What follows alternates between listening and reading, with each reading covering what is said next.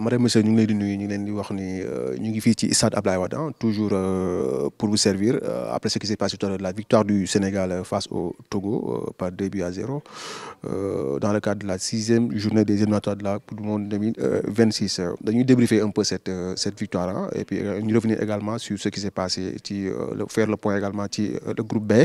Je suis avec Mohamed El Amin Diop, journaliste à RIFAV TV. Alamine, tu viens d'assister à ce match des Lions du Sénégal, victoire 2-0. D'abord, la victoire d'abord, ce qu'il fallait faire. Même si le contenu, il y en a qui disent également que c'est pas trop ça toujours. Ah bon, pour moi, l'essentiel, c'est d'obtenir les 3 points d'abord, parce que aujourd'hui le Sénégal quand même a été bon dans ce match face au Togo, parce que le Sénégal vient quand même d'un match nul amer face au Soudan. Maintenant, obtenir les 3 points, c'est ce qui est déjà positif. Donc pour bien se placer au niveau de la poule B, autant pour moi, parce que maintenant le Sénégal est à la 2e place. Donc ce qui veut dire que les Lions ont aujourd'hui toujours leur avenir en main. Et puis ils peuvent maintenant, après, gagner les autres matchs. Tous les autres matchs seront des finales pour pouvoir décrocher maintenant la qualification. Donc dans le contenu du match, certes, il y a des améliorations à faire, mais il faut aussi rappeler qu'il y a quand même de nouveaux joueurs qui viennent d'arriver. La mayonnaise n'a pas encore pris comme il faut en tout cas. Maintenant, il faut un peu plus de temps au sélectionneur Pape Thiaw pour pouvoir vraiment bâtir une très bonne équipe bien soudée, et c'est très normal, mais quand même, il y a le potentiel qui est là, des jeunes qui viennent d'arriver et qui commencent à déjà montrer leur talent. Et c'est pour moi quelque chose de très positif pour cette équipe du Sénégal. Quelque chose de très positif, mais également l'autre constat pendant ce match, c'est que l'équipe quand même a montré double visage. D'après ce que disent beaucoup d'observateurs, c'est par rapport d'abord aux réalités près du terrain, l'adversaire qui est là, qui n'a pas été quand même ridicule, le Togo. Vous partagez cet avis? Bon, en fait, moi, je dis plutôt que le match, le Sénégal a joué un peu sous pression. Parce qu'il y avait quand même le match nul face au Soudan qui a suscité énormément de polémiques et de critiques à l'endroit des joueurs. Si vous voyez bien, les joueurs étaient un peu crispés en première période. Donc il y avait beaucoup plus cette pression de marquer le premier but. Donc après le but de Pamatassa, tu vois, l'équipe était beaucoup plus libérée, beaucoup plus free à maintenant jouer son jeu. Après, comme je dis, les automatismes. Donc il y a les nouveaux qui arrivent, il faut qu'ils continuent à intégrer cette équipe du Sénégal, jouer ensemble pour pouvoir maintenant trouver les automatismes, pour pouvoir se connaître comme il faut. Et c'est très normal, c'est dans le long terme que ça va se faire et bâtir une équipe. Maintenant aussi, il faut aussi rappeler qu'il y a des joueurs comme Hassan Diaw, par exemple, qui a fait un très bon match, un match correct. Donc pour sa première titularisation, je trouve que c'est un match quand même qu'il a bien réussi son intégration au sein de cette équipe du Sénégal. On a vu Antoine Mendy, c'est la même chose, il est entré en 2e période, donc il fait un bon match. Il a Camara, donc certes, qui a eu par moment des difficultés, mais quand même qui a su gérer son match. Donc au niveau de l'entrejeu, avec le trident Pape Matar Sarr, Gana Gueye, Lamine Camara, ils ont su gérer cette cohésion quand même dans le jeu, parce qu'il y avait quand même de l'intensité dans ce match. Il ne faut pas négliger cette équipe du Togo. C'est une équipe quand même, quoi qu'on puisse dire, qui se procure des occasions à chaque match. On l'a vu lors du match aller, ils ont eu énormément d'occasions. Aujourd'hui, c'est la même chose, ils ont eu des occasions. On a vu un Edouard Mendy qui a fait des arrêts décisifs, et ce qui a été bénéfique à cette équipe du Sénégal. Dans l'ensemble, on peut dire que l'équipe du Sénégal quand même commence vraiment à avoir de l'âme. Et c'est ce qu'on cherche. Pape Thiaw est en train de se chercher, de bâtir son équipe dans le long terme. Il faut quand même qu'on lui laisse quand même le temps de travailler, de bâtir son équipe avec aujourd'hui ce mélange, parce que la transition est actée, la transition est là. Il y a des jeunes qui sont là, qui trouvent des cadres au sein de cette équipe du Sénégal. La colonne vertébrale de l'équipe, regardez Edouard Mendy, Kalidou Koulibaly, Gana Gueye, Sadio Mané, aujourd'hui ce sont des cadres, il y a des nouveaux qui viennent d'arriver. Il faut que maintenant que ça soit beaucoup homogène, il faut que ça soit carrément ce mélange entre des jeunes et aujourd'hui ces nouveaux, ces pépites.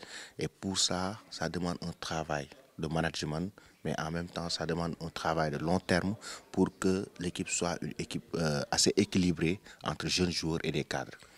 En parlant des nouveaux, surtout des jeunes joueurs, surtout Assane Diao, il y en a également comme ça, tout à l'heure, il a dit en conférence presse qu'il le voit déjà comme son futur remplaçant.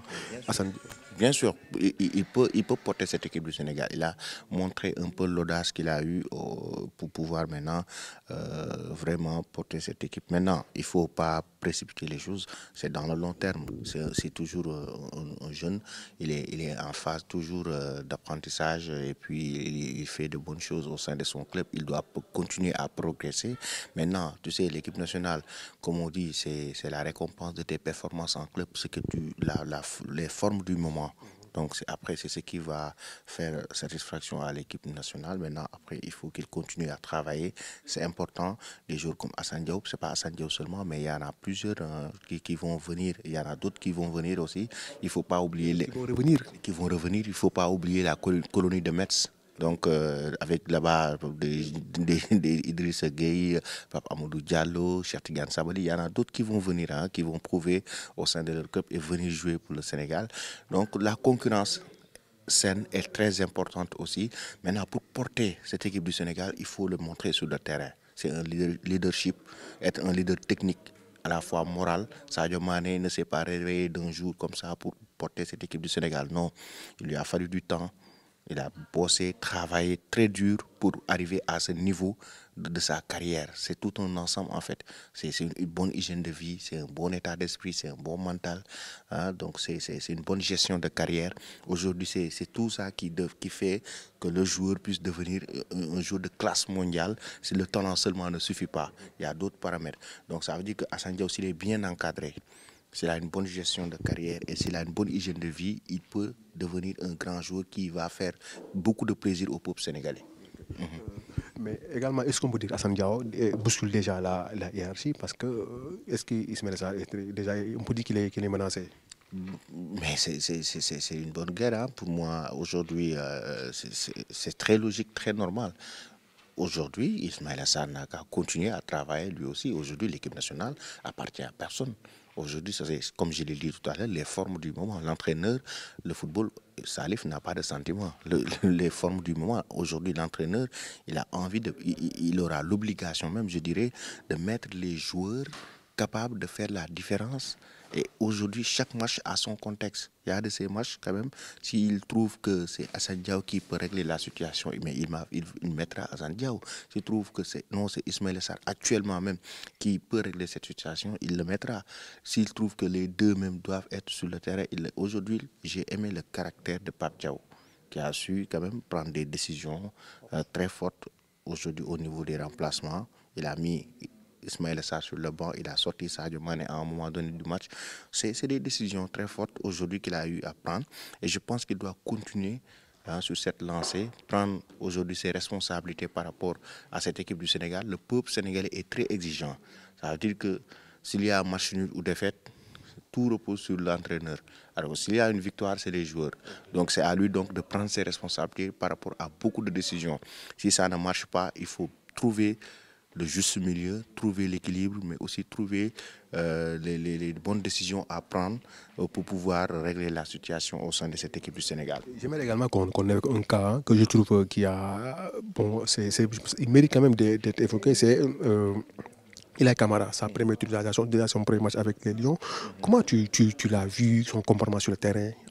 Bon, je pense c'est normal, il vient de jouer son premier match avec le Sénégal. Donc, à un moment donné, il était en difficulté. Donc, on l'a vu sur le plan défensif, il a perdu quelques ballons, même si, quand même, il était par moments aussi entreprenant dans le jeu et il participait au jeu. Mais tu sais, une première titularisation n'est pas toujours facile n'est pas facile pour tous les joueurs aussi.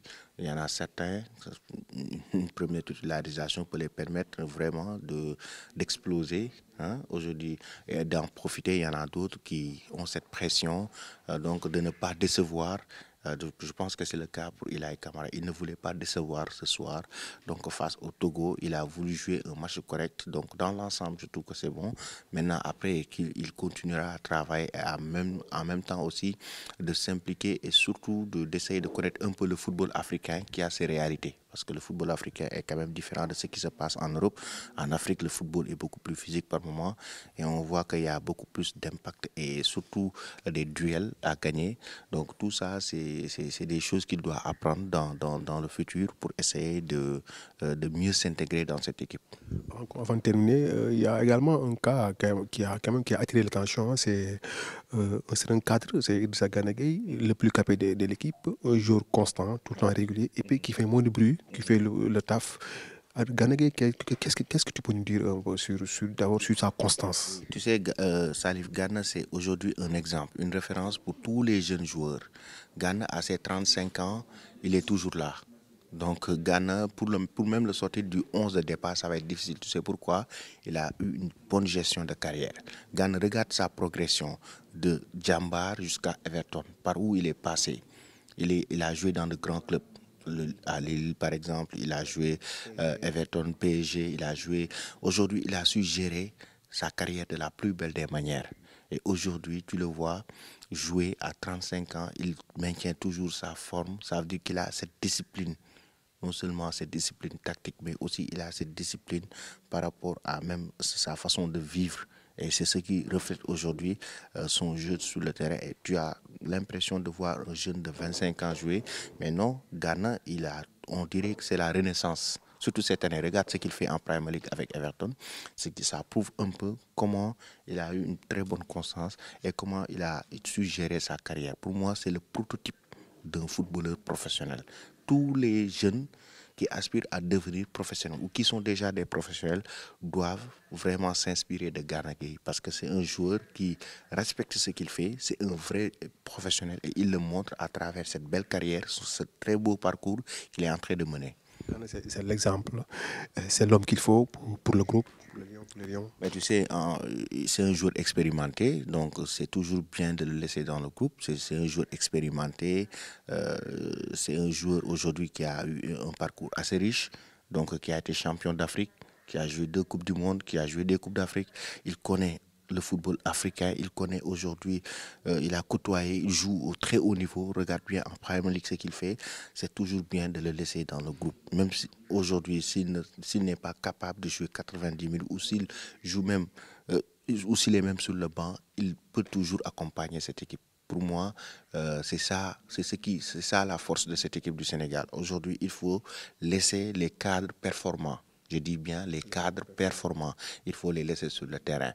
Maintenant, qu'ils accompagnent les jeunes qui viennent d'arriver, qui manquent d'expérience, mais qui ont toujours ce talent, qui ont toujours ce potentiel dans le futur. Juste peut-être une dernière question avant qu'on termine. La suite des éliminatoires sera au mois de septembre, en septembre, octobre pour boucler la boucle, comme on dit. Mais Pape Thiaw a tendance à dire qu'il faudra attendre la fin pour faire un bilan. C'est à la fin du bal qu'on paye les musiciens, comme il a l'habitude de le dire. De manière générale, comment appréhender les prochaines journées, c'est-à-dire en septembre à octobre? Exactement. Bon, c'est des finales à jouer. Donc chaque match devient maintenant une finale. Le Sénégal aujourd'hui a perdu quelques points, raison pour laquelle aujourd'hui les Lions sont deuxième.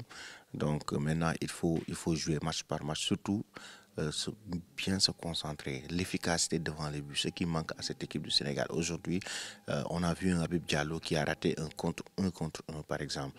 C'est des choses des choses qui sont impardonnables dans le haut niveau. Il faut savoir tuer le match. À un moment donné, il faut marquer et être réaliste devant les buts. Pour moi, c'est très important. Donc, il faut travailler sur cet aspect. Maintenant, après, chaque match a ses réalités, son contexte. Il faut le prendre comme une finale, bien jouer son match et surtout bien gérer le classement du groupe. Le Sénégal est deuxième. Le Sénégal est deuxième. Le Sénégal doit aller à Kinshasa donc, pour jouer un autre match. Donc, il reste des matchs à jouer.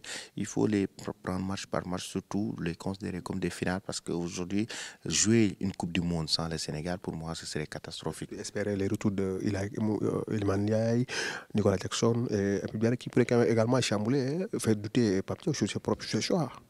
Mais c'est des joueurs qui c'est des très bons joueurs. Habib Diarra, avant sa blessure, il était sur une très belle lancée. Nicolas Jackson, on l'a vu. Iliman Ndiaye de même. Aujourd'hui, c'est des joueurs aujourd'hui qui vont faire beaucoup de bien à cette équipe du Sénégal avec le retour. Pour moi, c'est quelque chose de positif. Aujourd'hui, il y a cette concurrence, mais une concurrence saine, mais ce sera bénéfique à l'équipe du Sénégal. Merci Alamine. Merci beaucoup Salif.